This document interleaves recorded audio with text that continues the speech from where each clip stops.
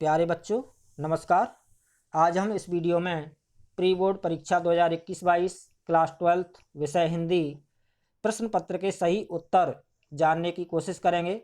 जो प्रश्न पत्र आपके 90 मिनट का था, 40 अंक का। तो सबसे पहले बात करते हैं अपठित गद्यांश से संबंधित प्रश्नों के सही उत्तर की। मनुष्य के जीवन में सबसे महत्वपूर्ण क्या है? कर्मशीलता यानी परिश्रम करना। महापुरुषों का जीवन क्या संदेश देता है? संघर्षशीलता का, अपराजियता का, संकटों का सामना करने का। तो इसका सही विकल्प है उपयुक्त सभी। जीवन का पर्याय किसे कहा गया है? समस्याओं को। मनुष्य का विकास कब रुक जाता है? समस्याओं से पलायन करने पर। पलायन यानी भागने पर।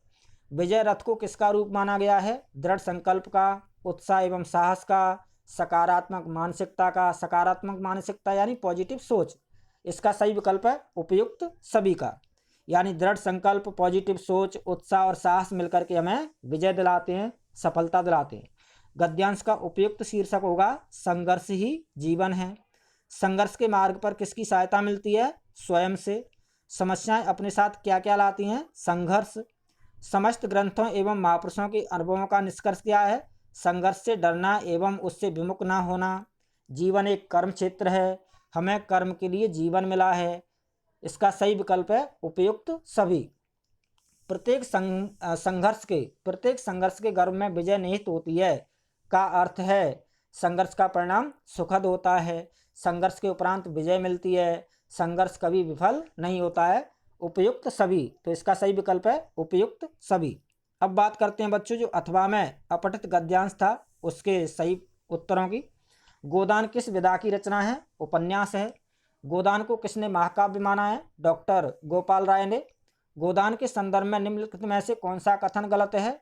इसमें ग्रामीण परिवेश का चित्रण है। इसमें कृषकों की समस्याओं का चित्रण है। इसमें प्राकृतिक दृश्य का चित्रण नहीं है। इसमें ग्रामीण जीवन के सभी पहलुओं का चित्रण है। तो इसका सही विकल्प है इसमें प्राकृतिक दृश्यों का चित्रण नहीं है, यही कथन गलत है। गोदान को निम्नलिखित में से क्या नहीं कहा गया है? खंडकाव्य इसका सही विकल्प है, खंडकाव्य नहीं कहा गया है। डॉक्टर गोपाल राय ने गोदान को आधुनिक युग का क्या माना है? सर्वश्रेष्ठ महाकाव्य। पहला कथन गोदान ग्रामीण जीवन और संस्कृति पर आधारित उपन्यास है। दूसरा कथन उपन्यासकार द्वारा ग्रामीण जीवन की सभी समस्याओं को बड़ी सुंदरता के साथ प्रस्तुत किया गया है। ये दोनों कथन कैसे हैं? सत्य हैं। तो पहला ही विकल्प सही है। गोदान उपन्यास में प्रेमचंद द्वारा ग्रामीण जीवन की सभी समस्याओं की बड़ी व्यापकता के साथ वर्णन किया गया है, क्योंकि वह एक बड़े संवेदनशील साहित्यकार थे। वे अपने समाज में सकारात्मक परिवर्तन करना चाहते थे। उन्होंने ग्रामीण जीवन की समस्याओं को स्वयं अनुभव किया था। वे ग्रामीण जीवन की समस्याओं को प्रस्तुत करके उनका समाधान करना चाहते थे। उपयुक्त सभी कथन सत्य हैं, यही इसका सही विकल्प है। निम्नलिखित में से असत्य कथन का चयन कीजिए। तो गोदान उपन्यास में भारतीय ग्रामीण जीवन की समस्याओं का बड़ी व्यापकता से वर्णन किया गया है, यह सत्य है। गोदान को विद्वानों ने आधुनिक युग का महाकाव्य माना है, यह भी सत्य है।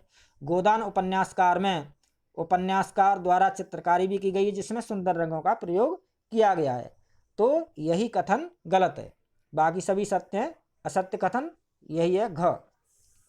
डॉक्टर गोपाल राय ने गोदान को एक अद्वितीय उपन्यास माना है, क्योंकि किसी भी भारतीय भाषा के किसी भी उपन्यास में ग्रामीण समाज का ऐसा व्यापक, यथार्थ और सहानुभूतिपूर्ण चित्र नहीं हुआ है। तो यही इसका सही विकल्प है घ।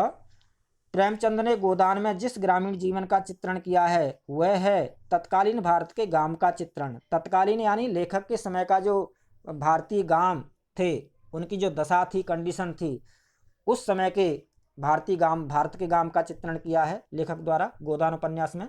तो यही सही विकल्प है। अब बात करते हैं बच्चों अपठित पद्यांश पर आधारित प्रश्नों के सही उत्तरों की। पहला प्रश्न, प्रस्तुत काव्यांश में कवि किसे संबोधित कर रहा है? जीवन जीने वाले उत्साही युवाओं को संबोधित कर रहा है। कवि ने किस सफर को अद्भुत कहा है? जीवन रूपी सफर को।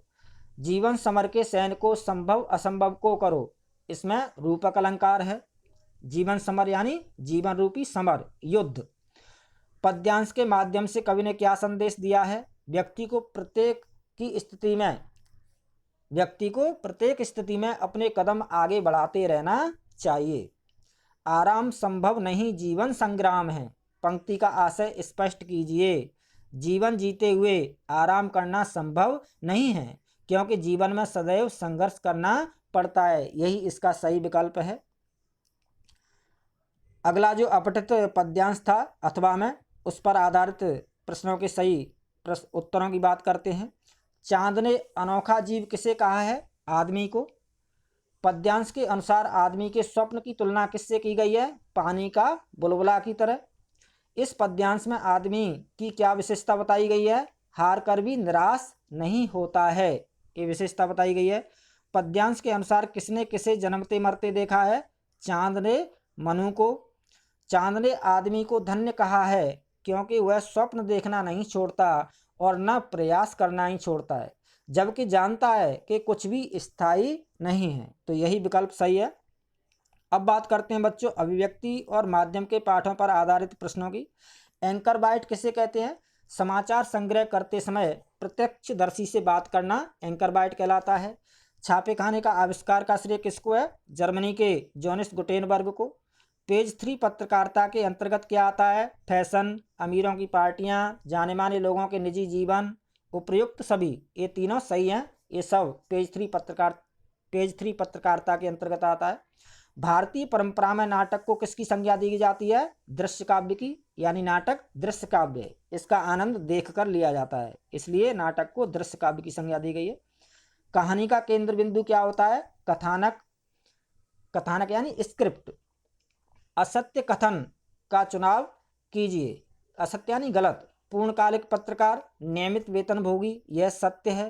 फ्रीलांसर पत्रकार, इनको स्वतंत्र पत्रकार भी कहते हैं, यह भी सही है। अंशकालिक पत्रकार को स्ट्रिंगर भी कहते हैं, यह भी सही है। तो इसका सही विकल्प है पूर्णकालिक स्ट्रिंगर। यही असत्य कथन है, गलत जोड़ा है।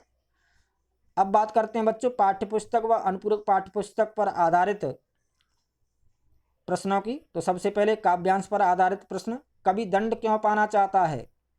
ताकि वह अकेला भी जीवन को जीना सीख सके, इसका सही विकल्प है। कवि दंड के रूप में क्या पाना चाहता है? लापता होना चाहता है। कवि अपनी समस्त सफलताओं और उपलब्धियों का श्रेय किसको देता है? अपनी पत्नी अथवा प्रिया को। कवि पाताली अंधेरे की गुफाओं में छुपना चाहता है, तो इसका सही विकल्प है इनमें से कोई नहीं। लापता के वहाँ भी तो तुम्हारा ही सहारा है, इसका आशय क्या है? अपनी प्रिया के बिना एक कदम भी नहीं चल सकता। अब बात करते हैं बच्चों पठित गद्यांश पर आधारित प्रश्नों के सही उत्तर की, जो कि काले मेघा पानी दे पाठ से संबंधित है। भारतीय कृषि के आधार है मानसूनी वर्षा। निम्नलिखित कथनों पर विचार कीजिए। आज से 50-60 साल पहले भारतीय कृषि पारंपरिक ढंग से होती थी। खेती में बैल खेत जोतने के काम आते थे। तो दोनों ही कथन सत्य हैं, इसका जो सेकंड विकल्प है वह बिल्कुल सही है। निम्नलिखित कथन पर विचार कीजिए। आषाढ़ के महीने में अच्छी वर्षा किसानों के हर्ष का कारण होती है, क्योंकि किसानों को अच्छी फसल प्राप्त होने की उम्मीद होने लगती है। ये कथन कैसा है? सत्य है। भारत के गांव में रहने वाले लोगों का मुख्य व्यवसाय है, तो भारत के गांव में रहने वाले लोगों का मुख्य व्यवसाय तो कृषि है, कृषि यानी खेती ही है। इंद्रसेना कब निकलती थी? सूखा पड़ने पर, जब वर्षा समय पर नहीं होती थी तब इंद्रसेना भगवान इंद्र से पानी बरसाने के लिए निकलती थी गलियों में। अब बात करते हैं बच्चों पाठ्यपुस्तक के पठित पाठों पर आधारित प्रश्नों के सही उत्तरों की। लेखिका के अनुसार भक्तिन सेवक धर्म में किससे स्पर्धा करती थी? हनुमान जी से। भक्तिन ने लेखिका से क्या प्रार्थना की थी? उसका वास्तविक नाम यानी असली नाम किसी को ना बताया जाए। किस प्रकार के लोग बाजार का बाजारूपन बढ़ाते हैं? जो बाजार से व्यर्थ की चीजें खरीदते हैं। बाजार को सार्थकता कौन लोग देते हैं? जो बाजार से जरूरत की चीजें खरीदते हैं वही बाजार को सार्थकता प्रदान करते हैं, मीनिंगफुल बनाते हैं। कैमरे में बंद अपाहिज कविता के आधार पर बताइए कि मीडिया कर्मी किसे रुलाना चाहते हैं? दिव्यांगजन और दर्शकों को। तो इसका सही विकल्प है दिव्यांगजन और दर्शकों को।